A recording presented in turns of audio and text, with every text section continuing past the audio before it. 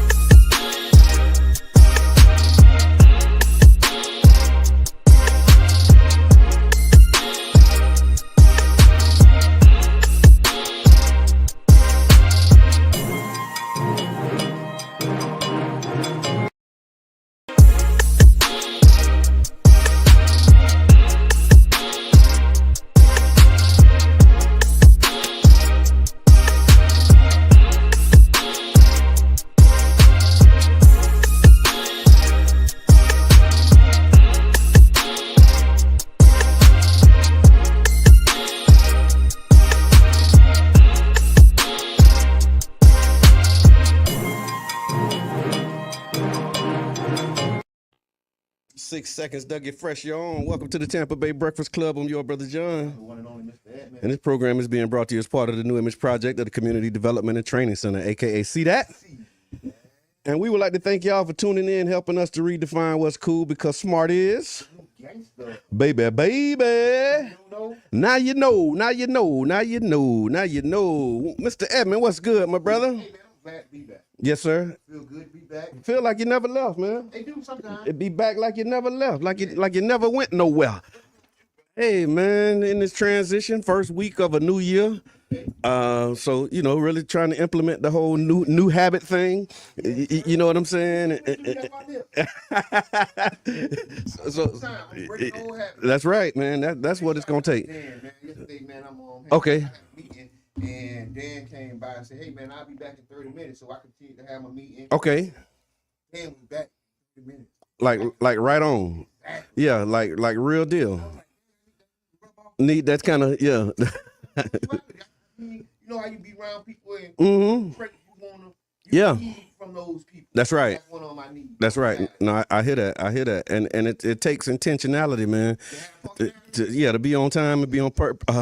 To be where you need to be when you're supposed to be there. Good morning, Miss Teresa. How are you? Thank you so much for everything that you're doing. It's cold, man. Thank you for those cold weather advisories. Yes. Teresa be posting up. Yes. I get them right off her page. Right. No, it's important though. Yeah. The conduit that gives that type of information to make sure. Timeline. That's where I get it from too. Okay. And I remember, I don't know, I haven't seen it recently, but I remember Miss Teresa used to put it in your email too. She was like, remember them emails, like before the timelines, it was the email. Yeah, the timeline will do. The timeline will get it, absolutely, and we appreciate it. Real deal. Like really. So let us know where you're listening from, y'all. Are you in the car? Are you at home? Are you at work? Are you online? Yeah. Where you at? And where you at for real? So we're gonna start where you at city wise, and then double click if in your city where you at actually. Like real deal, man. So yeah, my brother, it's good, man. Great day. Looking forward to this great week. How's this first week of the new month treating you, man? Oh man, blessed. I think. Yeah. I think what I've learned so far this year, if I can just summarize it, I think I've learned to, see how blessed I am. Yeah. And, throughout my adversities and trials and tribulations. I saw you post that. That is just. Yeah. It's abundantly clear. Yeah. And I'm glad that I can say that because in other words, at times I'll be down. Yeah. You get what I'm saying? Yeah. But it's so hard for me to be down when I see my blessings like clearly. It's hard for me to be down when I can see my blessings. Yeah. This year has been that type of year. Yeah. Although it's been adversity, this, that, and the other. Right. I can clearly see God. Yeah. God, thank you, God. Just appreciation and abundance for those blessings. Yeah. Yeah, I'm in that space too, man. I was, as a part of the transition out of council into private citizen. Okay, which one, Jab? Because he's saying switch mics. Like, okay, there we go. Stick 'em, stick 'em. I was just talking about the blessings. Okay. And all that. Yeah. Shout out. It won't matter. Yeah, no doubt, man. And I'm with you on that, brother. It's absolutely, it's a blessing to know that you're blessed. Yes. Because a lot of times, I mean, in most cases, the blessings outweigh the hard times. But if you can't see it, and a lot of times those hard times and those pressures be right here in your face. That's right. And your blessings are in the back of the room. You get what I'm saying? Yeah. And then these pressing issues right in your face, yeah. pumping and looking mean, and the blessings in the back, like, hey. Yeah. And they got a big stick ready to knock whatever that thing is in your face out. So all you got to do is just like look and wink and nod at the thing, like just keep standing there. Just wait a minute. Yeah, just wait. Because God don't play about me, like for real. Yeah. Like for real, man. For real. Yeah. So I want to give a shout out to Kimbrielle Finch, man. Last year, the end of last year, Kimbrielle actually was the one responsible for me going under the water at the Florida Aquarium. Yeah. So she has a group called Courageous Leap. And so I want to give a big congratulations to Kimbrielle and Courageous Leap for being selected as a vendor for Florida's groundbreaking swim lesson program. Wow. There's a new state Senate bill where free lessons are now available for low-income families with children under 5, designed to remove the financial barriers for essential water safety instruction. They said 79% of families, 79% of children from families earning $50,000 have limited swimming skills. And this initiative is life-changing. Kimbrielle has been a long champion of swimming and a revolutionary act in the Black community. How about that, Kim? And her dedication has brought this vision to life. So thank you for what you're doing. If you want to learn more about the voucher program so you can sign your children up, get them ready, you can go to watersmartflorida.com, watersmartflorida.com. And again, let's celebrate Kimbrielle for your passion, perseverance, and faith as she continues to make waves in our community. Thank you so much. And I want to just say, just the highlight that she brought when she came on the show. Yeah. And to see her continuing to grow after that, big shout out, big salute. That's what we into. That's what we about. Y'all come on to the show and then watch the growth. Just watch it happen. After you leave, watch it happen, and she's gonna be coming back. Absolutely, we got to do a recap on that. Yeah, we got the business, man. She's a real role model for our community. She's really leading. Yeah. Right? Started with Swim with Kim, and then she changed it from Swim with Kim to Courageous Leap to really, honor, because she's actually the grandchild of one of the Courageous 12. And so Courageous Leap is kind of honoring her folks and the legacy of her people. Also, just quick question. Are you a father navigating the challenges of child support or joint custody? Or do you know someone who is? If you do, there's a new book actually being offered for a limited time for free. And it's The Empowering Fathers, A Guide to Navigating Child Support and Joint Custody by none other than Antonio Brown. Wow. Yeah, it's a powerful ebook, and it was written to help fathers understand the complexities of child support, build strong co-parenting relationships, fight for joint custody with confidence and clarity, and stay resilient and focused for the sake of their children. You can actually go and download that book. It's actually posted, I think, on the Competitive Readers page or on Antonio Brown's, and we can put a link in the chat as well. I get it, and I put it on the Tampa Bay Breakfast Club as well. Yeah. Big shouts out to T Brown, man, all the work you're doing, bro. Just another one of those people, man. Yep. That's really doing what it's due, man. And big shouts out to Competitive Readers. Y'all join the Competitive Readers. Go to the Facebook page and like it right now. That's right. Stop what you're doing. Yep. Stop the page. Follow Competitive Readers on Facebook. Big shouts out to Antonio Brown. Right on, yeah. And this is us celebrating success and highlighting the good people doing good stuff in the community, man. You got some what's good? What you got? Man, I want to say big shouts out to Nisi. Okay. Nisi has been doing which Nisi? Arnesia. Okay, thank you. Ernisa Barnwell. Yeah. And she's been doing her braiding academy and class. She has an upcoming. Somebody tag her. Yeah, somebody tag her, please. We want to bring you on. We want to try to get you on next week so you can come talk about your braiding class, come talk about what you got going on MLK Day, because I think the community is finna really be the place to be. Right. So y'all know MLK is coming up. It's not just the day in St. Pete. It's almost a whole week, almost a whole month. Yeah. If you ask me. Yeah. So y'all come on and support the MLK celebration in Southside St. Pete, Alabama. Yes. Yeah.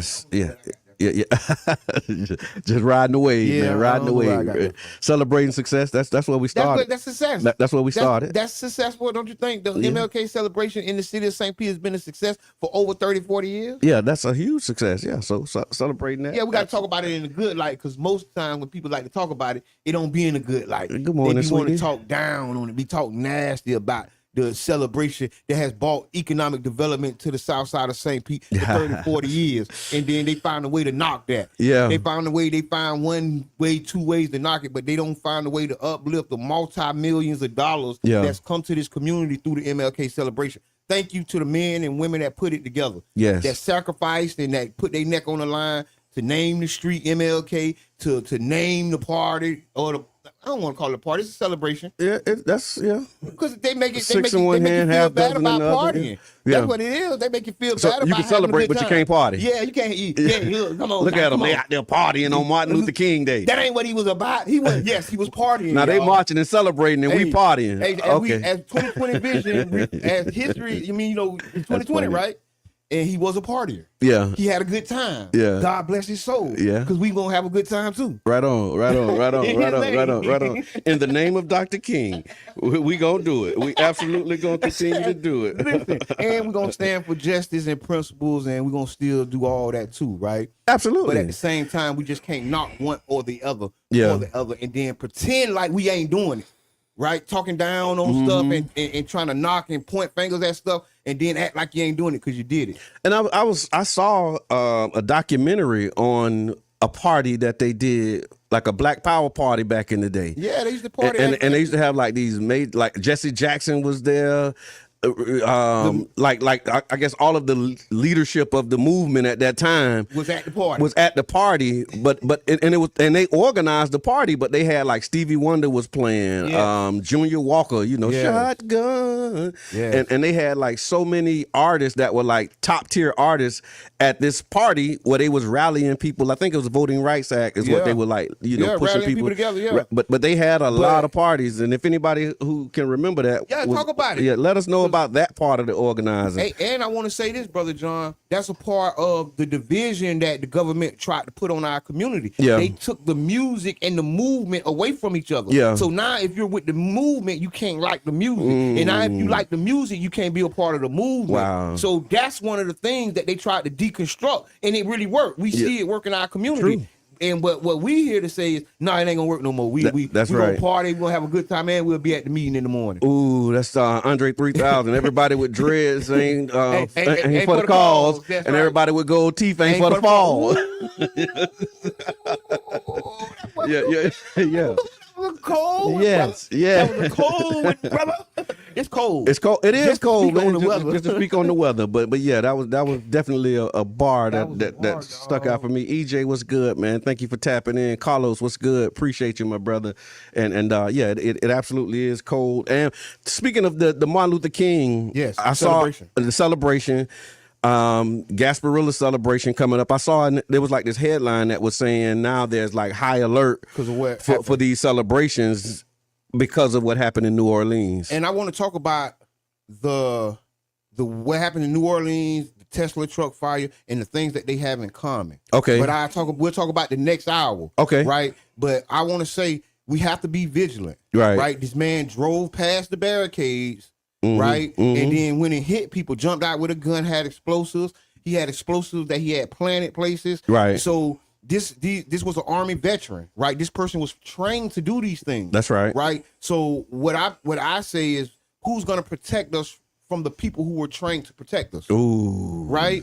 Who's going to protect us from the people who were trained to protect us? Yeah. Because they have the advantage of a lot of different things, and then us as a community, I just say we got to step up. We got to be vigilant. That's right. We got to not only call the police. We got to not only help somebody when they down, but we may have to take somebody down.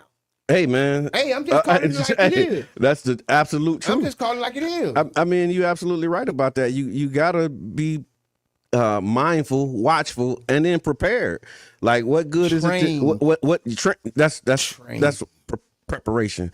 Yeah. But I'm training because confidence is rooted in preparation. You always say that. And so knowing that you have been trained and prepared to de-escalate a situation, yes, gives you that confidence that you need when it's time to de-escalate a situation. Be vigilant. You don't want to have to try and figure it out while it's happening. You want to prepare yourself for these different scenarios. That's right. And that's not saying that you want to, be all like hyper vigilant and you can't enjoy yourself.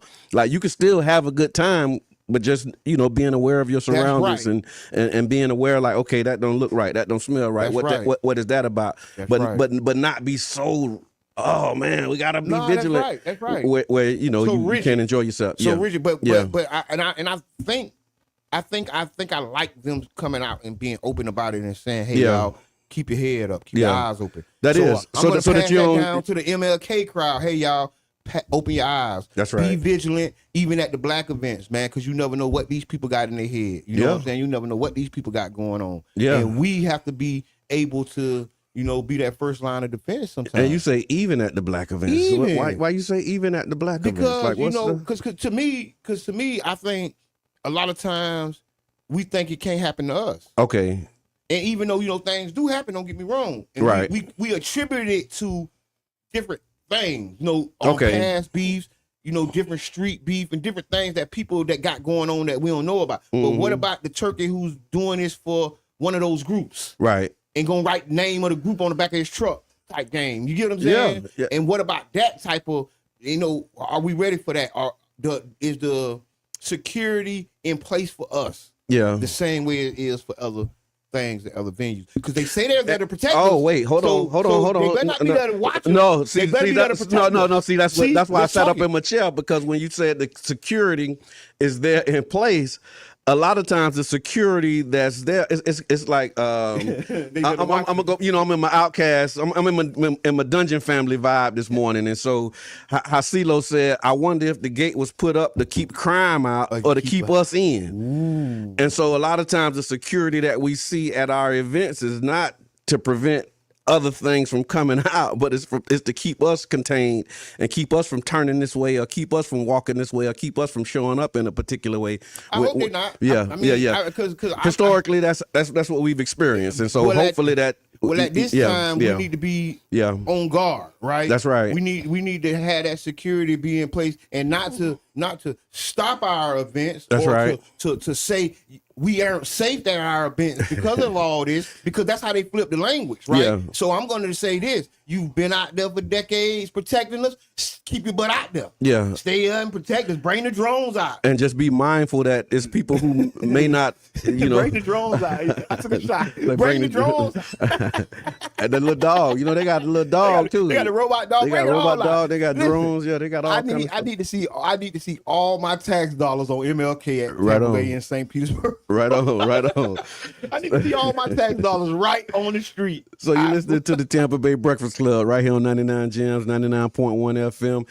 Listen live online, and you can also listen on the radio in your car, 99.1 FM, and right here on Facebook. Show live. Yes. All over America. That's right. You can get with the Mo Show. We're syndicated. Make sure that you do that as well. But I want to say big shouts out to the Fusion 49. Yeah. Big shouts out the Ian O'Hara, city council member. Brother John, former city council member. Right on. And how y'all bridge that gap. Big shouts out to Nancy. Yeah. Big shouts out to the whole Fusion 49 and the work y'all doing. And I just wanted to break and say that because I think that our community is one step closer to being in a better place because of that. And people don't know the significance of the relationship between St. Pete and Gulfport. In our minds, we think there's been a relationship and they're hugging hands and holding hands. Yeah. There's been an adversarial relationship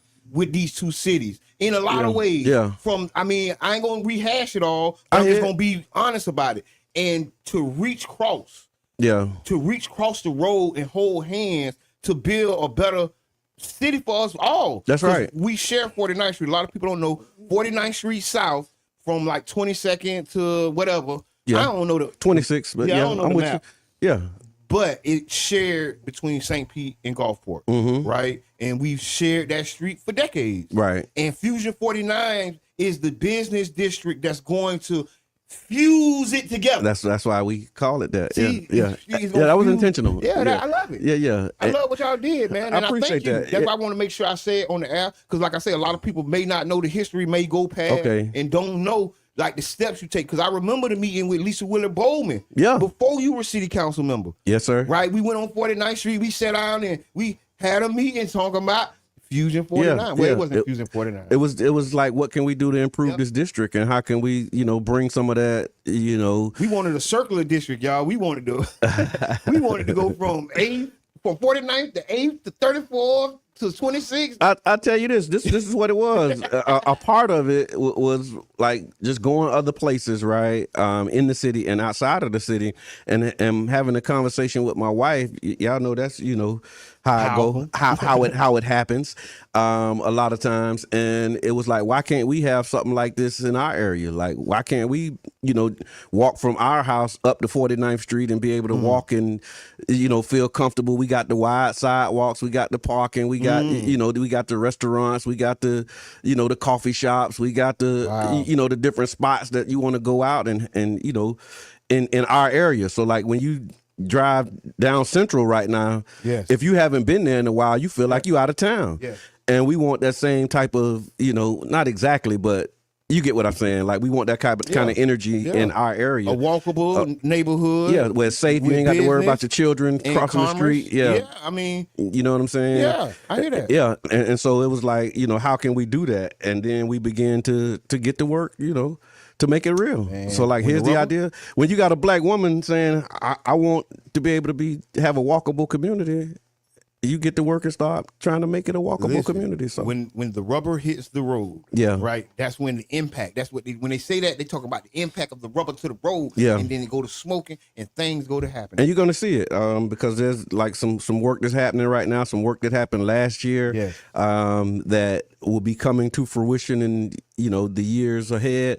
And there's also an opportunity for you to get involved. So if you engage, you don't have to just be a business owner on 49th Street to participate. If you live in the area, you are concerned about the area, you want to contribute to the vision of the area, come on out, man. The meetings are on the first Monday of every month, 6 p.m. You missed Mondays, but the first Monday of every month at the Gulfport Neighborhood Center. So thank you for that. Thank you for uplifting that, and everybody who had a hand in that. Hey, so this weekend, man, we planning some stuff. So I'm hoping the weather permits, man. 50% chance of rain on Saturday. But I don't know if that's like overnight or in the morning. It's cold. I know, that's what I'm saying. So what weather? Wait. Yeah, we doing a celebration, a jazz celebration at the lake. Okay. Childs Park Lake. Oh, okay. Honoring. Glad I got an invitation. I remember a conversation, but I ain't seen nothing since then. And it's this weekend? No, the weather is permitting. If the weather's permitting, man, look at you. Don't worry about it. You just beat her. You better tell me, because I'm like planning my weekend as we speak, and that was not included. Don't you worry about it. You just beat her. Man, boy, y'all tough. Big shouts out to Brother John, man. I swear y'all the toughest. Big shouts out to Brother John, his commitment to the community. Thank you. And you, my brother. For years. Now, this ain't about me right now. This is about you, because, bro, you are a catalyst for a lot that's been going on in this community, for a lot of work that I've done and other people have done. Your work at City Council wasn't, I ain't gonna say a capstone, but it was like another pillar to a building that is being built with many pillars. I like pillars, that. You get what I'm saying? I unite with that. And that section or that pillar in your career, bro, we got to salute it. We got to show you reverence for it, bro, because a lot of people don't have the audacity, tenacity, or the ingenuity to walk through those doors, right, and to prevail, right, to come back out on the other side and still be one of us. Yes, sir. Right? Yeah. And still be, you know what I'm saying, on the home team. Right. And for that, I can't say thank you enough. And for the community, for the community. I ain't see it. And listen, I ain't laughing at that. But for the community, dog, because you gotta know that you are a part of this St. Petersburg history. If anybody wanted to write you out, they no longer can. Oh, wow. You can't be written out of the history of St. Pete. If they ever wanted to. I didn't think about it like that. I don't know their intentions. Yeah. But if they ever wanted to write you out of the city of St. Pete's history or the community's history, they no longer ever can. Man, I appreciate that. You cement it. You put your cement, you put your fingerprints, you put your face print on it. You did that, bro. Yes, sir. And we got to thank you for that, because, like I say, a lot of us didn't have it in us to do it. You know what I'm saying? And maybe now, after you've done it, you've put a little piece of that in us then now we will take that challenge. That's my prayer. Really, that's really what the motivation was. I know. I remember. Is like, okay, if I do it, maybe we'll inspire other people to do it. Yes. You know what I'm saying? Yeah. And so that was another part of the decision not to run and continue to pursue it in that way and serve, because God blessed us with an opportunity to do it, and hopefully those who are watching and wondering if it's possible, we've shown you that you can do it. Yes, you know what I mean? Like yes, it's it's like the dude who ran the 4-minute mile. You know that story of how nobody thought it was possible. I don't know it. Well, it was a 4-minute mile was like unheard of until the first dude did it. But after the first guy did it, like after that, several people started doing it. I think Reno run a 4-minute mile because they showed them that it was possible. I don't know about that. Yeah. I don't know. I ain't even finna. I have no idea. You're like, no. I don't know. I can't comment one way or other. But if he does, that's an amazing accomplishment. It was a joke. I'm joking. That's an amazing accomplishment. I got my applesauce this morning. Okay, you ready for it? So what we're gonna do, y'all? Yeah, she on the way. Okay. We're gonna actually take a break. It is 8:00, so we're gonna come back. We got what the people say. We're gonna answer the question. So we asked y'all what's your favorite spots for breakfast in Tampa Bay. We're gonna answer that question. We have Ask Kiana. We also got politics with Mr. Edmond and a motivational moment. So a lot is coming up, y'all. So don't miss it. We'll be right back with more right here on 99 Jams. The Bird. Was extremely good. We received texts, messages saying you must evacuate immediately. And I have to say, our mayor, Karen Bass, had prepared for the situation by assembling material and personnel. So they were in the area. So the response was very quick. More than 14,000 rescue workers have arrived in Tibet in China to search for survivors of Tuesday's powerful earthquake. At least 126 people have died, but an unknown number are unaccounted for. Temperatures at night dropped to minus 18 degrees Celsius. Experts say people trapped or without shelter are at risk of hypothermia. Professor Bishal Nat Upreti is president of Nepal's Center for Disaster Management. The problem with the Tibet, rural, as well as anywhere in the Himalaya, all the way from Pakistan to Afghanistan to Nepal and Bhutan and Sikkim, all these Indian parts are, the rural houses are very, very weak. They are all stone buildings, 1 or 2 story buildings. So whenever we have an earthquake, even a small earthquake can destroy a lot of houses and can kill people. Members of the public have been filing past the coffin of the former US President Jimmy Carter, who's lying in state in the Capitol Rotunda. Mr. Carter's funeral will take place on Thursday. Earlier, his casket, draped with the US flag, was carried up the steps into the Capitol building after a 21-gun salute. The former president died at the age of 100 in late December. Donald Trump's latest expansionist foreign policy statements have drawn the ire of countries affected, including Canada, Panama and Denmark. The Panamanian Foreign Minister Javier Martinez Acha said the sovereignty of the Panama Canal was non-negotiable. Nuestro canal tiene la misión de servir a la humanidad. Our canal has the mission to serve humanity and its trade. That's one of the values that Panamanians offer to the world international community, not to take part, nor be an active part of any conflict. The only hands that control the canal are Panamanian, and it will continue to be so. World news from the BBC. A court in Thailand has issued an arrest warrant for an alleged hitman after a Cambodian former politician was shot dead in Bangkok. Lim Kimya, who was 74, was killed by a gunman on a motorbike after arriving from Cambodia. Rights groups are calling it a political assassination. The sister of the OpenAI chief executive, Sam Altman, has filed a lawsuit alleging that he by Israel's forced evacuation orders. WUJM, St. Petersburg. With high walls surrounding it, protects my children from random strikes. My children, how were they in the past, and how are they in the present? They were dignified. We, thank God, were in our homes and lands with our dignity, let's say. Currently, we live underground, as if in a grave. Surely this is not easy.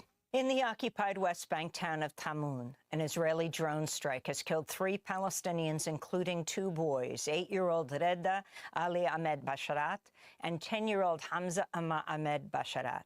Israeli forces have also detained 45 Palestinians in the West Bank as part of a sweeping crackdown after Palestinian gunmen killed 3 Israelis on Monday.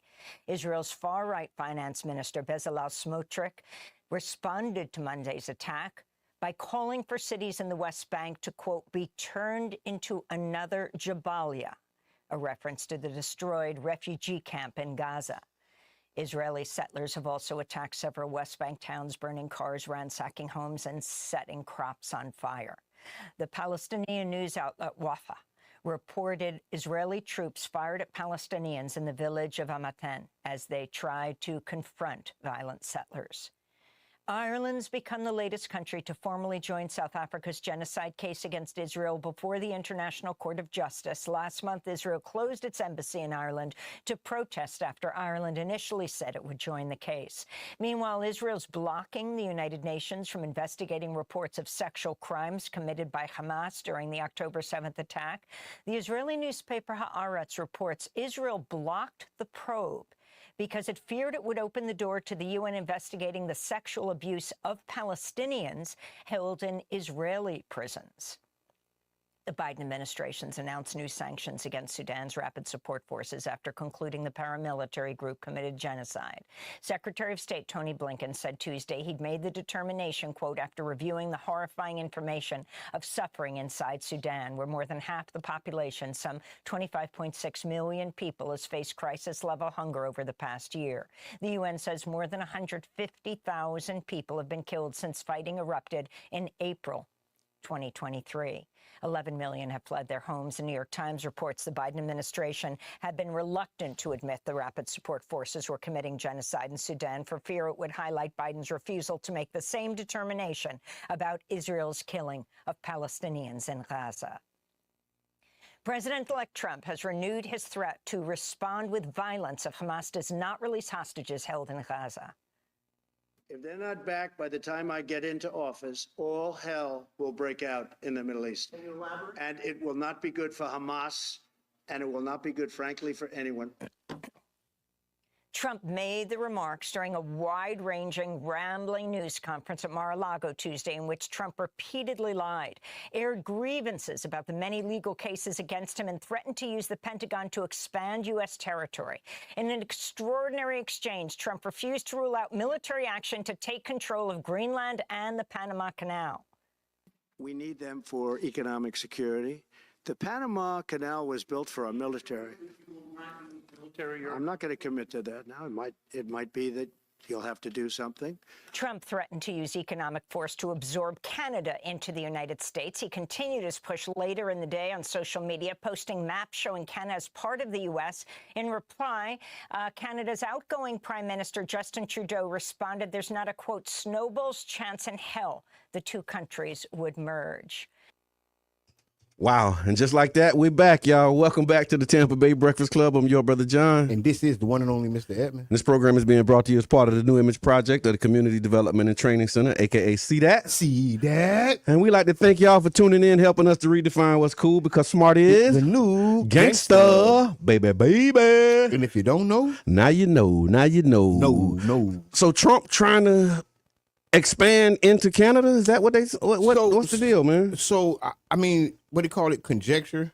It's a lot of, like kind of reading into it. I ain't saying he won't do it, because like the Panama Canal thing. You can't say what he won't do. Yeah, but like the Panama Canal thing. Yeah. That's something that we should have really took more inventory of before we passed it over. I think that was a lot of engineering in the 70s, yeah. But no, we didn't give it over to. No, we just gave it to him. No, I think the commitment was made in the 70s. I'm not talking about commitments, because they break promises all the time. Hold on. They break promises all the time. I'm talking about when they handed it over. Excuse me, sir. Yes, sir. The commitment to hand it over was made in the 70s. Mm-hmm. And then they had a deadline of 1999 to do it. Mm-hmm. They did it in 1999. Okay, they did it 20 years ago. Yeah, and now Trump is saying, yeah, he needs that back. Taking it back. I need that back. Take that. Yeah, Did it, voice. I right. need that back. Okay. I mean, I'm just saying, okay. as a country, that sounds like what's happening in other places around the world that we got a whole problem with, though. But this is what America does. So staying true to who America is, I wouldn't have never gave it back. But they did. and then we need that back. It was an error. But how? It was an error. Yeah. Hey, Come on in. Come on in the room. Come on in the room. There's God. I'm comfortable now, Q. You like you was talking about like get up. Like you needed a chair. Welcome to the ride. Welcome to the ride. Who that? Hey, there you go. So yeah, I'm say the orange man. Trump taking stuff. He say the orange man is trying to outdo Putin with his expansion and his his aspirations. You see, you want to change the Gulf of Mexico to Gulf America? No, I ain't see that. My man, what the world? Listen, and he want to change this name of a mountain in Alaska to Mount McKinley or something like that. I'm gonna say this. This is no way of me supporting none of these actions, right? But I'm just gonna say it. Okay. This is what America do.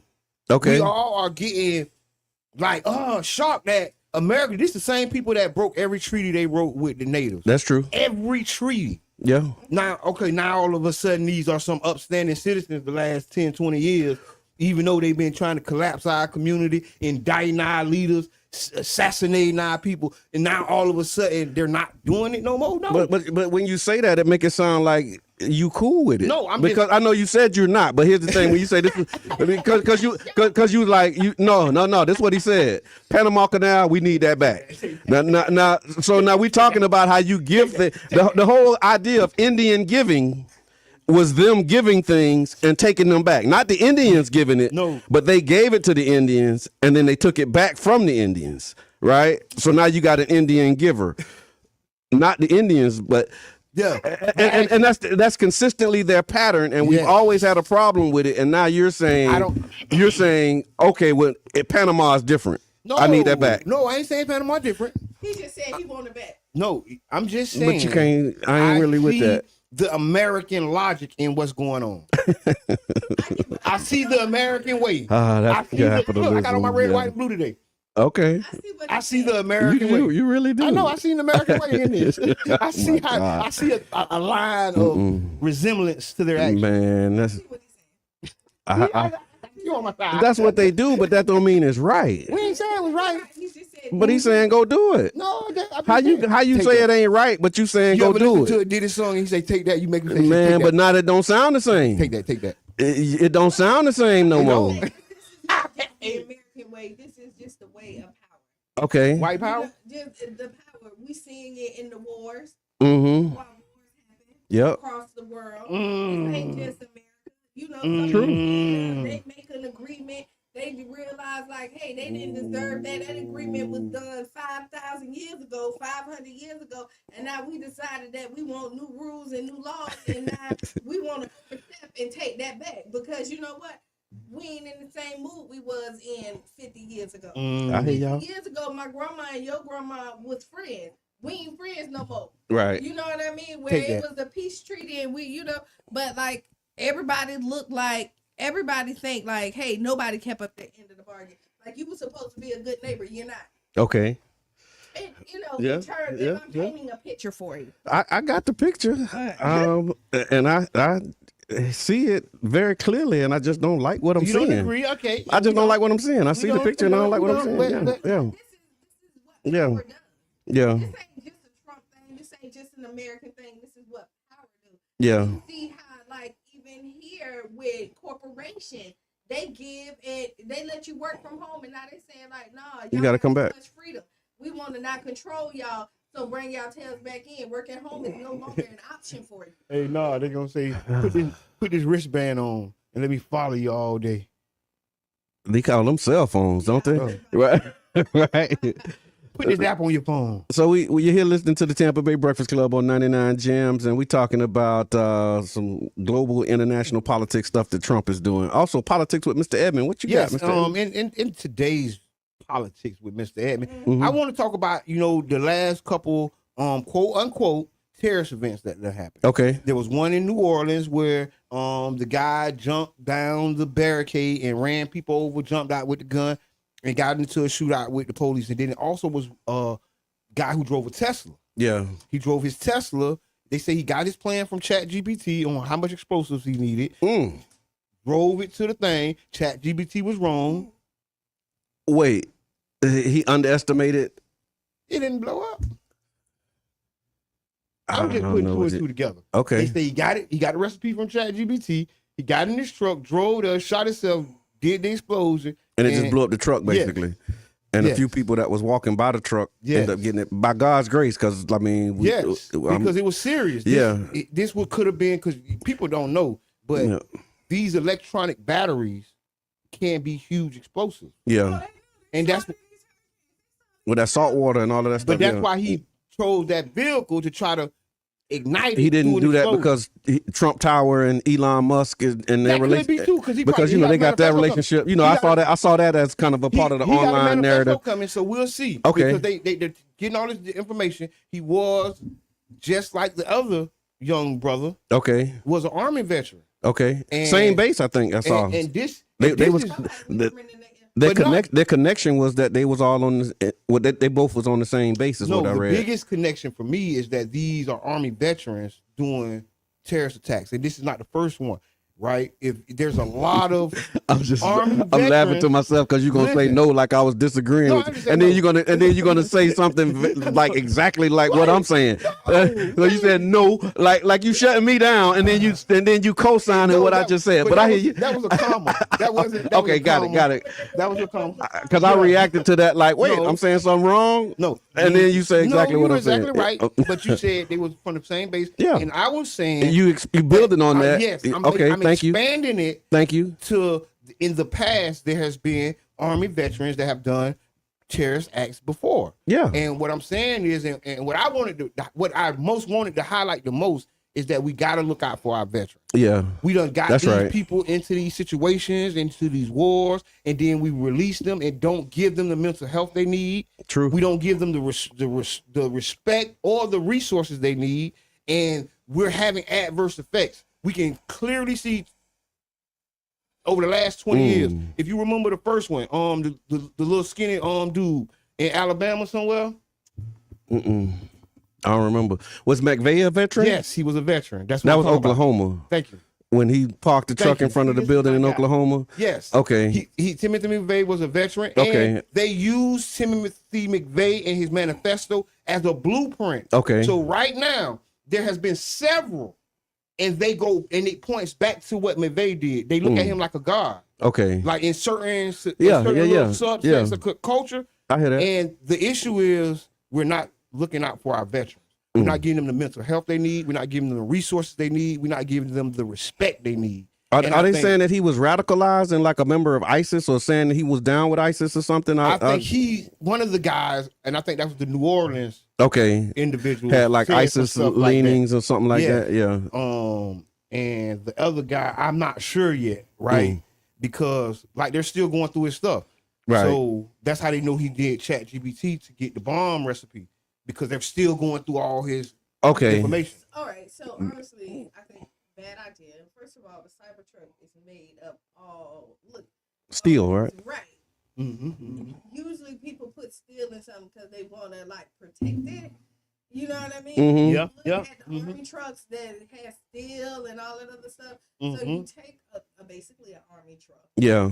And go in there and think that it's not gonna hold the bomb that's inside of it. Oh man. Like, I wonder how many people ordered Cybertrucks after that. But like people looked at that and said, "Hey, this is a good investment because it was able to withstand this bomb." Yeah. Look how it's made. So, I mean, that would be my first thought when I'm thinking of it. Like, going through my head. I don't think America do enough for not only veterans, just the people in general. When you look at it, like the walk of life is so crazy, and we see the impact of like the decisions that America has made, and you see how it has impacted our society. Yeah. Right. And yes, veterans need more, but we scream this across the board. But there is capitalism to its finest. It's all about the bottom dollar and how much profit that American can make then over their people. Yeah. Yeah, people over profit. Profits over people. Yeah. Profit over people all the time. They put people in situations, and then you tell them that they're fighting for something, and realize when you get over there, you're fighting for the wrong thing. You make life-changing decisions, and you do something that you would never do. They create monsters, and then tell them to put the monster back inside when they come back home. Yes. Ooh. On top of that, when you create this monster, they realize a lot of that time it was wrong. Like, you had me do something on the basis of this, and then I find out it's on that. People can't sleep at night. Yeah. You know what I mean? People really sit up there because you have good-hearted people that go over there and really say, "I believe in the freedom of America. I'm here to fight for it. I'm ready to give my life, willing to pay the ultimate." Yeah. Yeah. You know what I mean? Or poppy seeds, or You know what I mean? You realize this because Mm-hmm. he didn't say thank you Yeah. in the meeting, so you finna show him that we the big bad wolf. Yeah. Like, you look at this stuff, so yeah. No. No, you on that. Listen, I'm on that. Are you on that?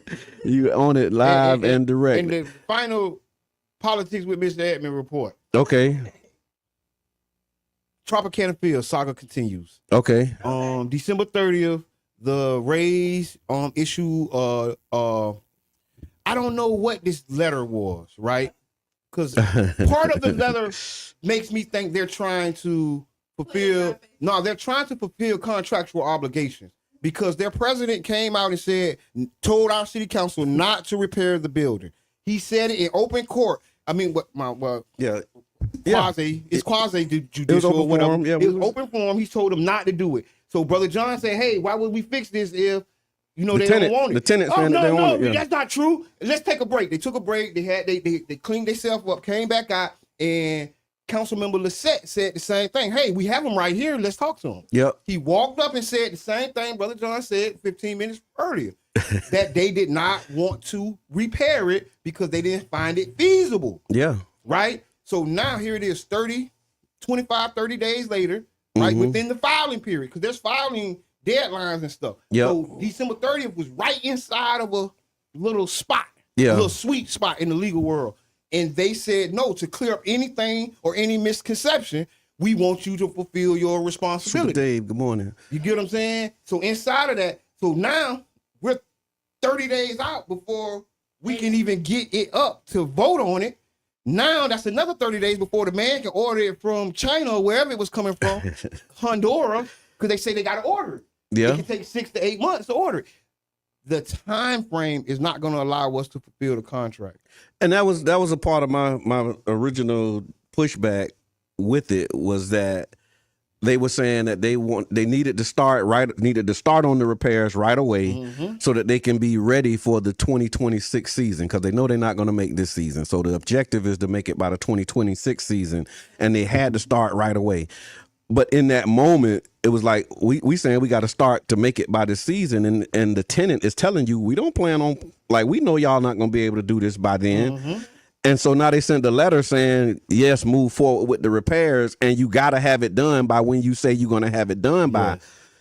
And like, it's just not real like that. And I don't know what type of fast tracking that the city is going to have to do in order to make that real.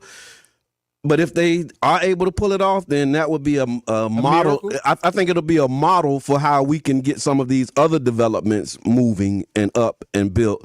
If you can do that, then that means you can do it. It's like the 4-minute mile. If you can do that, then that means it can be done. But I don't think it can be done, and I'm waiting for them to prove me wrong. I heard it's 40,000 permits in the city right now on backlog. Okay. So they're gonna fast track it and skip to the front of the line to get the permitting. Yeah. Right. So that's already encumbering more community members. We're already being hurt more by it. Right. And you fast track it. Boom. You order the part. You hope that it's not another hurricane. You hope that it's not another storm. You hope that we don't get no more rain to do no more damage before you get it up. We hope it's not a delay. So all this hope, and hope was never in the contract. Yeah. No, hope was never in the contract. Let me tell you this. You're over here hoping. Oh my God. Oh my God, real quick, we got a caller. Caller. I see you over here hopeful. I hear you, caller. You gotta speak up. You gotta use. Hold on. we having a little difficulty hearing you, caller. Go ahead. Okay, there you go.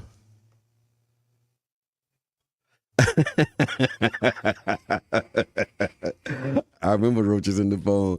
What's good? We can hear you good.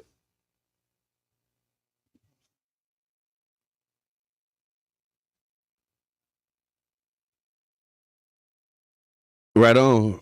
We doing real good, man. We talking about the Tropicana field and the repairs that need to be done, and whether or not the Rays going to be able to play there.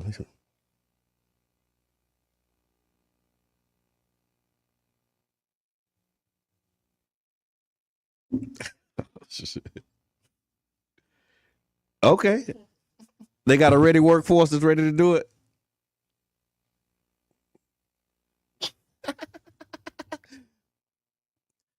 These are just jokes, y'all. Don't take it serious. Real deal. Damien Davis.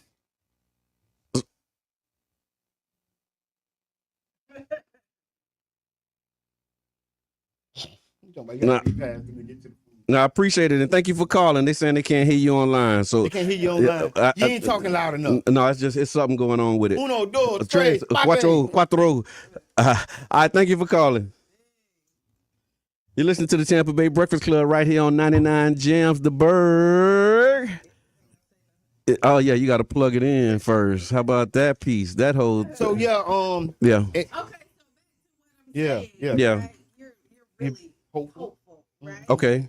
They said stuff in public before, and when you tell them to put it in writing, it's something else that's putting in there. So they've been doing that the whole time. So this. Yeah, that's kind of the. So you said like I think that they're trying to hold up the end of the bargain. No, they doing what they do. They do their dance. Right. And then hope that like in the midst of it all, we still fail so that they get all of the gold. Oh, but I'm looking at what is that gold? That one real quick. Just pull that. This? No, just pull the blue one. Right. Okay, yeah, that's it. So that's yeah. So yeah. But I hear you. So yeah, like I mean, them coming up there telling us not to do it, like put it in writing.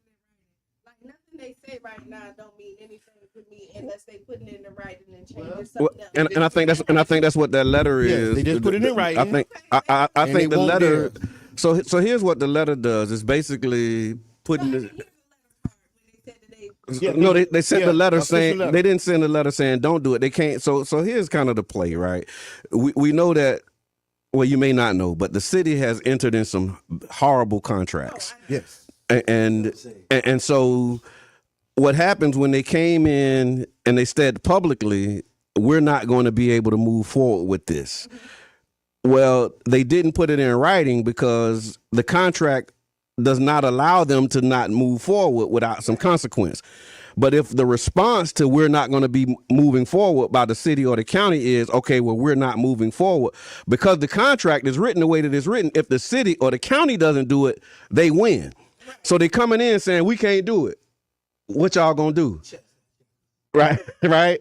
And if the city says, well, we can't do it, they win. So the city basically has to do it, has to move forward. And now that the city has to move forward and they're moving forward, they're saying, okay, well, the timeline that y'all got is not real, but we're willing to work with y'all, have meetings with y'all so we can make sure that this thing stays on track so we can meet these deadlines so that we can so you can be back in there. But it's all facade because it's because I think honestly, right, I think the city has come to the realization they're dealing with the biggest snakes in the snake kingdom, right? I don't know if they realize that yet. But this is what I learned, right? I learned that the Rays, as an organization, started two companies in May 2024 and April 2024. Team Co. and Stadium Co. Stadium Co. Yeah. The city entered into agreement with these two new companies as if it was the Rays franchise, and it isn't. It's actually the Rays owner and a couple other names, like their first and last name. So even if because I heard him say, won't he just sell it? Why he won't just sell it? Even if he sells the team, he still owns the rights to the 64 acres. Yeah. Because it is in his name. It's not a company. The company has his name and his cousin's name. Yeah. I don't know. I'm just Yeah. I don't know everybody. On But our yes, partners, yes, yeah. yes, they have to. We've been invaded. Yes. And who do we have with us? Yeah, go ahead. No, you come on in if you're in. If you're in, you're in. If you're in, you're in. If you're in, you're in. Yeah, come on in. Come on in. Come on in the room. Come on in the room.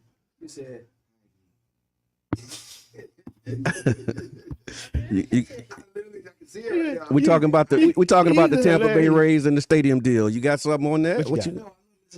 Talk about the Braves deal, you know what I'm saying? Because in the arena where I don't know too much, I love to occupy the 2 ears and 1 mouth syndrome thing, you know what I'm saying? Okay. Listen more. And so I can help someone else in conversation when they get into, they know something about the Rays deal, you know what I mean? Most people don't know.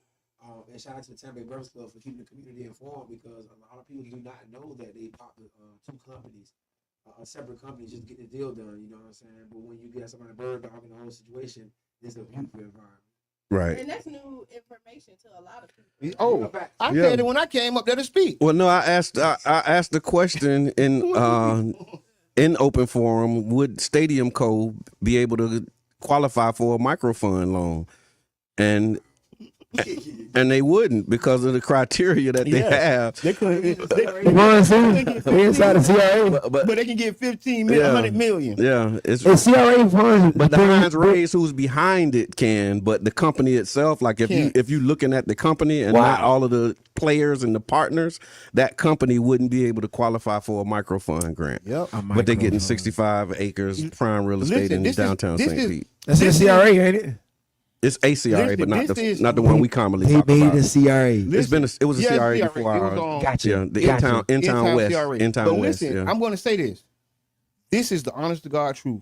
This is one of the worst scenarios that could have happened. This is the Nightmare on Elm Street version 16th of. Street. Listen, this is not a joke, and people not taking it serious because it's not right now. It's just like I say, that we have pressing issues in our face, but there's stuff in the back of the room. And this issue here, bruh, may bankrupt the city of St. Pete in the future. They may sue us, right? Because we can't fulfill it. We can't get that. I ain't gonna say can't. There is a sliver of opportunity and sliver of hope. But there is a very slim chance that they may sue us for not fulfilling these contractual obligations. And I think that's what that letter is all about, is just saying we intend to play in this stadium, but it has to be ready by this date that we know you're not going to be ready by. We know it. But we just said it in open court that you weren't going to be ready. Yeah. And they're saying that if it's so not... you just said exactly what I said, like they still planning the open court. Don't worry about it. But then they're saying, we know you you ain't gonna be, but we committed to working with you to do all you can to get to this date and be ready by that. Here's how you talk. But we know you're not gonna make it. Bankrupt a company. Like, look how you. So listen, this is how you bankrupt a company. Is that you say, hey, we know you ain't gonna make it, but we're with whatever you with. Like, try to obligate it, so we're gonna spend all this money, do all of this, put all these resources in, and you know And for a fact that you have no way in holy listen, to make this deadline. This is the posture. But but listen, if you hope for, I'm hopeful. Right. the posture. I want to hear from Mr. This is the posture of someone who I know I got you dead to rights. Yeah. So I'm gonna just play the game, you know what I'm saying, with you. But in the real world, I'm only here playing the game because I'm in the winning position, and that's what it sounds like, you know what I'm saying. That's exactly right. Contractually, you know what, y'all dead. So guess what I'm gonna do? I'm gonna play the game with y'all. Yeah. It's like Usain Bolt running against a high school person. Like, oh yeah, listen. I know you got potential. Yeah. You know what I mean? Like, come on out here. You might beat me. Come on, you might beat me. Come on. I know I'm running a 4 and you running a 9, but it's possible. Like, if you have a really good day, you can beat me. Listen, and I'm gonna support you in every way I can. I'm gonna because you possibly might. I'm gonna train you. I'm gonna give you the best trainer. I'm gonna cheer you on. But don't pay attention to me turn around in the middle of the race and still keep beating you running. No, listen, I'm going backwards. Listen, I'm going to say this, right? It's a sad day. That now infamous court date and those letters are going to be evidence that we're going to have to use against them, because listen, the city of St. Pete has not been friendly to the Rays. The Rays have wanted to do a lot in this city. These people have a memory. Yeah. See, this is what like they're not thinking about. The Rays have tried to do a lot in this city, and each mayor has told them no. Each city council has told them no. Oh, wow. And so now, give me an example, Prano. So I mean, you go all the way back to when they had their first winning season. They went their first winning season. That next year, they came to city council to try to get the redevelopment done. Hey, we was talking about the guy who ran the 4-minute mile. Yes, sir. And how it was impossible until everybody else did it. And then Mr. Edmonds said that Reno runs a 4-minute mile. And King Jab said he must have ran that 4-minute mile to get there today. So I was just distracted by that in the comments. King Ree in the building, ladies and gentlemen. Welcome back. King Jab in the building, man. The voice of the people every single time, man. I love you, bro. We're talking about the Tampa Bay Rays, the conundrum that the city of St. Petersburg is in as it relates to the contract and the repairs of the building. And looking at, again, the contractual obligation. This is the other part that I saw that was interesting, because they said if the Trop is not ready for the start of the 2026 season, if it's ready in the middle of the season, it will present a logistical nightmare for them to be able to move from where they are currently playing. Oh my God! Over to the Trop. So they playing in Tampa right now. But remember, a few years ago they proposed playing in Montreal, Canada for part of the season, and then playing here. So you telling me that the logistics of moving from Canada back to St. Pete is easier than going from Tampa to St. Pete in the middle of a season if this thing ain't right. But this is kind of the stuff. This is when I would do hashtag playing in our face and look at Keanu. No, this is after they get almost $1 billion in public funds and subsidies. On top of that, yeah. Okay, this is after. No, this is they already got it. It's already been approved. This Rays deal, they already had it. This Rays deal made me high key want to study the adverse effects of the city after they first black mayor. Okay. Right? Because sometimes like look at Opelika, right? Opelika city got ran down so bad that if you work for the city of Opelika, you are now a federal employee. Right. Right? Because the feds had to come in and take over the city council. The Fed had to come in and take over the mayor's office and everything in Opelika, because those brothers and sisters down there were tearing it up. You know what I'm saying? Okay. And the raw deal this dude did. You know what I'm saying? It's almost like a fat cat move. You know what I'm saying? I love Mr. Edmond. He just couldn't take it. Right? Yeah. So look at African rulers, right? The African rulers where they'll get their hands greased by the Americans to do whatever they want to do, but the people will suffer. Yeah. You know what I'm saying? And you look at the first black mayor in the city of St. Pete, you know what I'm saying? The people are continuously suffering, man. But the other part of that too, when you watch all of the movies about the world ending, it's usually a black person in charge, right? Son of ain't that? I mean, every time, like I think Independence Day, a lot of them other movies they had. That's like, part of the stereotype. See, that's part of the Hollywood. Look, he did. He did. Listen, and that's kind of the scenario that we walking in right now. Q, what's going on with that face? I feel like, sometimes we get in power and we're so pressed to show that we're empowered that we don't realize or recognize or remember why we really did this. Like, why did you really get in politics? Yeah. Was it really for the people? Okay, yeah. You know what I mean? And yeah. then you get that one thing in your hand and it takes you to another level, and then you take logic and throw it out the window. Yeah. And they said, like, if you can get people to throw logic out the window, you can make them do anything. So you sprinkle and tell people and who has power, like, I can give you more power. Wow. Everybody got a price. Well, I read. You just reminded me of something I read, and there was this thing about this man who had like all of this power, and he's a servant of God. He's standing on a mountain, and then the devil come to him and say, "Well, if you who you say you are, then turn these stones into bread." I can give you all of this, but he was like, nah, man, I ain't on that. Like he had to basically stand firm in his values and his mission and his vision, because it's easy for them to leverage the fact that you know who you are. Like, you the first black mayor. Won't you come? Like, you could be the one to get this thing That's done. ego too. That's ego. You can they're attacking Yeah, ego. that's ego. That's inflating ego. You can get it done. Listen, you made it this far. You got to listen to You the could people. be the one. A lot of people couldn't do it. That's universal. But this is you not one at a listening time. to nobody, right? Yeah. You sitting up here. How many times we was like, hey, for 17 years, the same deal has came across every other mayor. The same exact deal, and every one of them fought it. Yeah.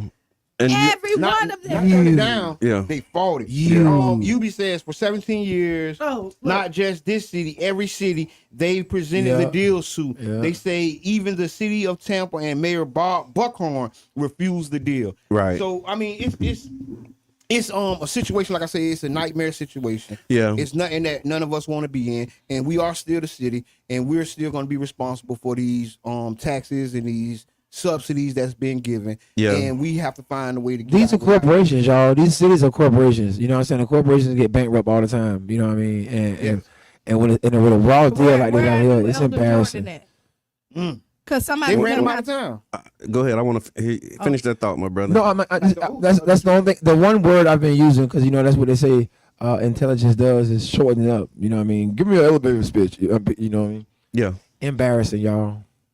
It's just embarrassing. You know what I'm saying? It's embarrassing to watch our people, you know, to have the current mayor father on record for saying that as a sitting city council member who made the decision to tear up the Casablanca district, after that decision was made, he was already quoted for saying that if he could make that decision again, he would never do that, right? Yeah. And so there is a sentence of the father, right? Because here comes his seed coming behind him with even more power as the mayor. And laid down as well. So it's just embarrassing, y'all. Yeah, it's a lot of holes, a lot of work that needs to be done. I think the Rays have until March the 31st to meet all of their preconditions, because the ball is in their court right now as it relates to the new deal, the new contract. I would say that under the current contract, the city is on the hook to repair it and create a space for them to be able to play. They're working to do that by the 2026. In the letter that was written, they said the city can also buy them out. Yeah. They say that they're in negotiations with the city to either perform or buy them out. And I think the buyout price is probably going to be. It was ridiculous. I remember, like, it was some ridiculous. I think number. It's going to mirror. Yeah. I think it's going to mirror the money they need to finish this deal. Yeah. So whatever they need by March. Yeah. I think that's what they're going to ask for. Actually, I think give me a ballpark. I don't know what they need. So gotcha. 60-70 million. So let's just buy it. So at this point, let's just buy it out. Yeah. Like we're already we're in a better situation to buy it out, and then. And you can use the money that y'all got y'all pockets greased with. You know what I'm saying? Y'all got y'all the line of y'all pockets got greased with. That's how deals. That's how deals are done. They ain't get that much, right? It So you listen to the Tampa But Bay. I'm just saying, so like at this point, like so as leaders, we all make mistakes, right? And so we don't attack people, we attack situations. Yeah. Right. So let's try to make this situation as best as possible. At this point, we know we're going against the impossible. Yeah. Saying that it can't happen, anything can happen. Yeah, I mean that's what these hurricanes showed you. Hurricane Milton and Helene. Anything can happen, but and that was really the only way that something could happen was by an act of God, and then we get these acts of God that even have us having these types of conversations. Now we wouldn't have been having this conversation if it wasn't for those hurricanes. Those and hurricanes. I'm gonna say, city, if you listening, I know you listening. We hear you. All right, go and get you a whole new law team. No, I wouldn't say that. Yeah. No, I wouldn't say that. I work with the law team. I think that consultant, the consultants that the city is using, the law team of the city is amazing.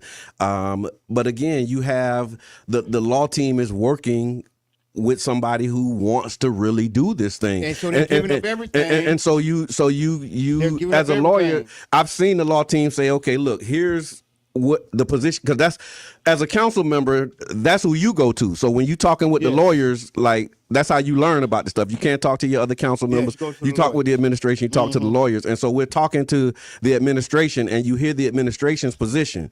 Okay. And then you talk to the lawyers, and the lawyers like, okay, I heard that position. Here's what would happen if you do that. And then here's what would happen if you don't. And now it's up to you to decide. So it's not the law team that's making the decision. take that back. The law team is making, they're presenting the facts. So that's why I took the position that I took, because I heard the lawyers in a different way than the administration. Like my understanding of it was like, okay, if we do this, we screwed. Their understanding is, oh well, no, that's when the hope and all of that stuff come in, and the other stuff going on. But just on partners. But just on the strength of the contract, when I talked to the lawyers about it, like that's why I wasn't supportive, because of the advice and conversations that I had with them. You got something, Kiana? Mm-mm. Okay, no, I thought you was about to say something. So King Jab said you pay $600K for someone to negotiate the deal. That should have been and should have been $10 million. And I think it's a lot of stuff that, you know, we can do the forensics of the deal, and we can look about and really see a lot of things that are out of place. At the beginning of the contract, I read the entire contract. Mm-hmm. You know what I'm saying? And at the beginning of the contract, it says this is an unfair deal.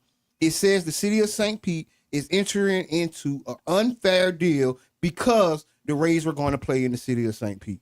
And that was the reason for the unfair deal. But with them not playing in the city of St. Pete, that's why I think this letter was sent. Yeah. Saying that we intend to play in St. Pete because we see in this contract that a part of this deal, and that's the biggest deal in this city's history, was a part of them playing here. Man, we gonna keep getting raw deals, man, until we get the right people involved. You know what I'm saying? That's how the black woman said. Period. Point blank it. Period. You know Real what deal. I'm saying? Because look at the city of St. Pete. The city of St. Pete had a Miami Herald come behind their trail. You know what I mean? Because they had entered the deal with the dude who was actually abstracting so much black wealth out of the community that they had to actually do an article on this. You know what I'm saying? That was through gentrifying our community.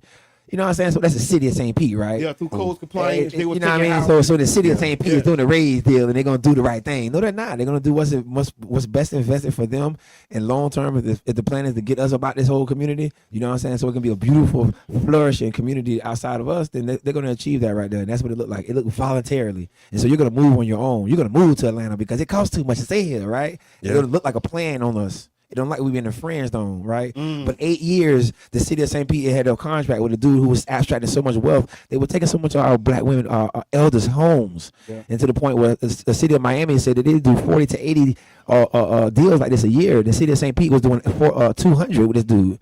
They had to slow it down, you know what I mean? And so they were doing 30 or 40. Mine was doing 30 or 40 a year, and we were doing 200 to 300. A year with one dude, you know what I'm saying? Just taking our homes from our elders in our community, you know what I'm saying? The city of St. Pete, though, right? Yeah, the city of St. Pete. And so this is tough, right? This is what they'll do. So that was politics with Mr. Edmond, y'all. That was long politics. What? Y'all. Politics with Mr. Edmond. I was listening to that segment on the radio. On your 4-minute mile run. Yeah, right? it was in my ear. I had it in my earpiece. And so if you'd like to support the Tampa Bay Breakfast Club, again, you can go to 99jamstheberg.com, hit the donate button, and show your love. We asked the question, we did What Do People Say? So what do people say? We asked about your go-to breakfast spot in the Tampa Bay area, and what are some of the dishes that we should try. A lot of people didn't put the dishes, they just put the spots. And so one of the ones that was kind of big up here, and it's not ranked in any particular order, this is just us saying what y'all told us. So McCall's and Sons Restaurant and Catering, Kiwi recommends the SOS on the shangle. That's what that is, the OS. Oh, yeah. Yeah. Oh, okay, So they okay. got that up there, SOS over potatoes. I picked that up. At McCall's. Oh, yeah, McCall. Yeah, that's my place. Oh, we'll be there. So you got, we going to we're McCall. going to McCall. And so she recommends that. Steffi Davis, she actually co-signs McCall's. Then you got Kissing Cousins was a big one. Miss Teresa said she loved the classic. Heavy Breakfast and mentions is always packed. Ryan, he actually co-signed that. That's her son too, by the way, y'all. And then we got Metro Diner. I don't know where Metro Diner is. Metro Diner is on the north side. Okay. Yeah. Actually, Gotcha. Metro Diner's pretty good too. Okay, that was Magic King's top pick. And then there's also a spot in Sarasota, but it didn't put the name in here. Then you got First Watch. Miss Loretta, she gives them a shout out saying that this breakfast. First Watch? You rock with First Watch? Other favorites was Fred's Market in Tampa, because we did ask about the Tampa Bay area. Fred's Market. Then you got Kiki's Breakfast Cafe. I like Kiki's. They just don't have they don't have grits. What? How you do breakfast with no grits? Listen here. Mel's Diner had grits. That's why she told you to kiss her grits. Okay, because they don't have grits unless they got grits on their menu. I Now don't get it. Kiki's never. Kiki That was never my had biggest grits. problem. Kiki's was actually a popular mention though. A pot of grits. Denise. What about Did they put trips? I don't see Trips. trips. I like trips over Metro. I like trips, but I'm gonna say one of the low key best breakfast spots is Good Eats on 49th. Yeah, Good Eats on 49th Big first. shot side, the fat boy and his whole team. First Avenue, 49th Street. They gave us breakfast one morning. Oh yeah. 49th Street is the black breakfast hub of St. Pete. So because you got McCall's on one end, you got Oh, who used to be on 49th Street? They shut down. Fancy Nancy say they got grits now. That's right. All right. Keep me here for you, Who baby. else on 49th Street that closed? Right down the corner. Come on.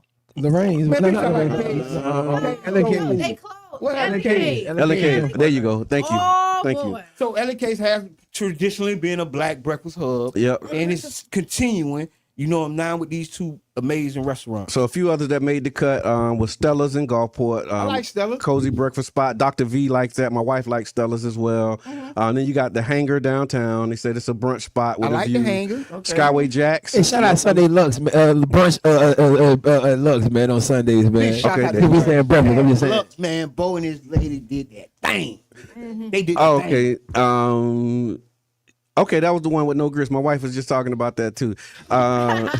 Egg Haven is another one that said everything is a win on the menu according to Cindy Scott. So thank y'all for sharing your favorite breakfast spots. We're actually gonna be heading to a few of these spots. So y'all stay tuned.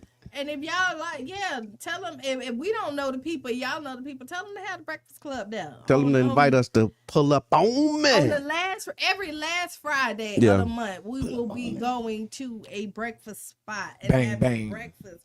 Oh Lord. Yeah. And up next we got Ask Kiana. That was the what the people say. Okay. Ask Kiana. Ask Kiana is brought to you as a part of the New Image Project, of course, and paid for and sponsored by the One Community Grocery Co-op, OCGC.coop. Brings you the Ask Kiana question. Check them out. Find out about what they're doing and how you can get involved. Dear Kiana, from the outside, my life looks perfect. I have a stable job, a loving partner who adores me, and friends who would do anything for me. But deep down, I feel like I'm suffocating. Every day feels the same, like I'm just going through the motions. I crave more excitement, more adventure, more purpose. Whenever I share this, people tell me I'm ungrateful and that I should just count my blessings. But I can't shake the feeling that I'm meant for something bigger. Am I being selfish for wanting more, or is it okay to dream beyond what I already have? It's okay to dream beyond what you already have. Okay. You need to be grateful. So, I mean, it's a thin line, right? You need to be grateful if you're saying you got a great loving partner, right? You have a good paying job. A job just because it's a good paying job don't make it great. We've seen people walk away from good paying jobs and find something near life purpose, you know, and find fulfillment and happiness. If there's something that's lacking, figure out what it is. Your your life that you feel that everybody think is perfect. Figure out what that is. Figure out what that why is. Why you're not happy. What in your life is not fulfilling you. Right on. You have to start there, and once you figure out that, then start to chase it. It's okay to want more. Right. You know what I mean? But be careful with the greed. Good say. Yeah. So I love that. What Q's saying is the only thing I heard.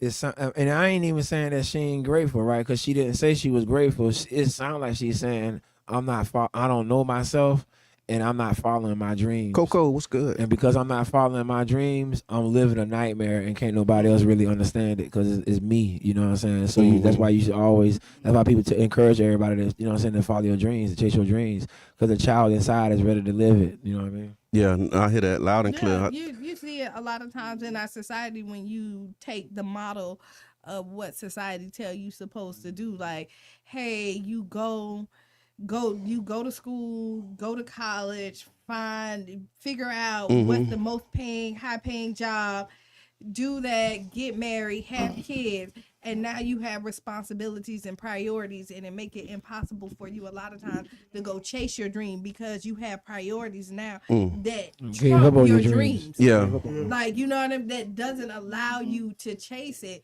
So while you young, this is just me telling you, while you young, before you get that responsibility, chase your dreams till you can't chase them no more. School is always gonna be there. Yeah. You know, before you get those priorities where it's not just you that you're taking care of, explore the world. Do whatever you need to do to try to find out your why and what make you tick and all that other great jazz. Know thyself. Yeah. And I think another part of that too is you know, even when you're young. So I hear that from the perspective of somebody who's young, but also just in your life as you grow and you evolve and you start to really realize that's where she at. Because she feel like she don't. Sorry, Brother John. It seems like she feels as though, like Q said, the chasing the dream, right? It seemed like she did it, and she's gotten to the point where she's realized that didn't make her happy. Yeah, you see what I'm saying? So she from the has outside the job, looking in, she's living the dream. That's right. She has the job. She has the husband, and not only do I have a husband, he adores me, girl. Yeah, right. And so that's the key right there. If you got a husband, a partner that adores you, you start right there. That's supposed to be no, it. No. That's where you start at. Is your partner that adores you and supports you? Have you told your partner this is how you feel? You know, but because this is when you lean in on your partner. Like, I was just listening to a guy that I watched on Instagram, and he was like, they asked why I always talk about my wife. He was like, my wife was allowing me to fail. Like, I had a good job. I liked my job. But then one day I called her and was like, man, this ain't it. Yeah. And she told me, well, walk out. Quit. And she's like, come on. That's rare. And we're gonna talk about it. He said that's rare. But I'm just saying, he said, they be like, you gotta suck it up. Especially if it's a good job. I think I saw this something like this. He's like, come home, go to sleep. We're gonna talk about it in the morning. Were they older? Is this an older couple? Okay, no, I saw one where it was an older couple. His wife is a little bit older. They are an older couple if they're our age. We're not that old. Shut up. Older than us. Yeah, but then so what I'm saying is they're about our age, maybe a little bit. But regardless, he said he woke up in the morning and his wife said, listen, because he said he wanted to do this social media thing. She said, I'm going to give you a year. Regardless of what it is, I'm going to pay the bills, do whatever I got to do. You got to go hard for this year. Okay. If it don't happen this year, then we can readjust but year I'm gonna let you go out there. He was like, my wife was okay with allowing me to possibly fail for me to follow my dream. And so I hear that. Partner. Hear that loud and clear. So thank you for that. Thank you for your words on the Ask Kiana. If you have an Ask Kiana question, you can put it in Tampa Bay Breakfast Club inbox. Any closing thoughts, announcements, shout outs, anything y'all want to do before we get out of here? Keyshawn Corner this weekend, right? Yes, this Saturday, Keyshawn's Corner, comfortable conversations. Youth speak, we listen. It's a youth mental health summit, and that'll be Saturday from 6 p.m. to 8 p.m. at Enoch Davis.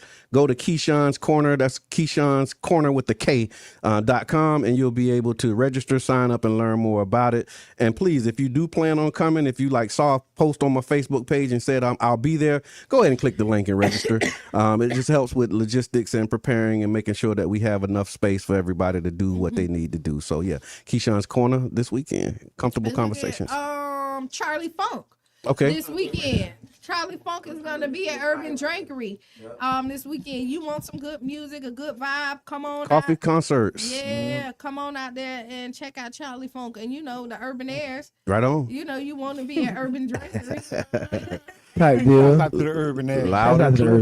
What else is going? I'm trying to see what else is going on. I'm literally in my phone. I got something I got something in the chat from John Bailey. Good morning, Breakfast Club family. Checking in, and also I'd like to inform returning citizens of my Life from the Inside Out support group sessions that we're having at Enoch Davis Center tonight from 6 p.m. to 7 p.m. Light refreshments will be served.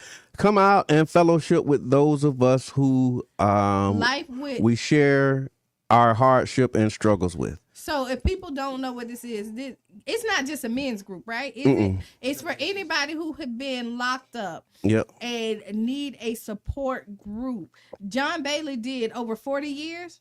I don't know. Don't start me the line. He did a long time. He did like over 40 years. Yeah. And now he's out, and his mission is to help other brothers and sisters who's struggling. Because when he came here and said there's some stuff that he can never tell his partner, regardless, because of all the trauma and things that he dealt with. So if you're looking for a good support system that's a safe haven of people who know what you're going through, not like me who want to help you, but I ain't never stepped in there. But John Bailey's in the chat. He said 39 in total. 39 years. 39 years in prison. And what he's doing now is helping other brothers and sisters. So his group tonight, what time? 6 p.m. to 7 p.m. at Enoch Davis Center. 6 p.m. to 7 p.m. Even if you don't want to say nothing, if you're a returning citizen and you're just struggling with anything, just go and sit in and just see how get the vibe. Right. You know what I mean? Because I know there's a lot of distrust that comes in when you're looking at different groups. But go in there, sit in. He's doing great work. All right. Final thoughts, Mr. Edmond. Sacred. Go ahead. Go. King Reed. Oh, we got 30 seconds. Sacred spaces, man. Enoch Davis Center, that's a sacred space in the community, somewhere where we can come and do things together like that right there. And so let's continue to create sacred spaces, man. Right on, Mr. Edmond. So, thank y'all for all y'all do coming out, and see y'all this Saturday. Right on. There's more that needs to be done than needs to be said. So thank y'all again for listening to the Tampa Bay Breakfast Club. I'm your brother John. This is Kiana. I'm the one and only Mr. Edmond. I can't believe this. And we stay tuned for Sister Hugh. Make sure and shout out around the house. Believe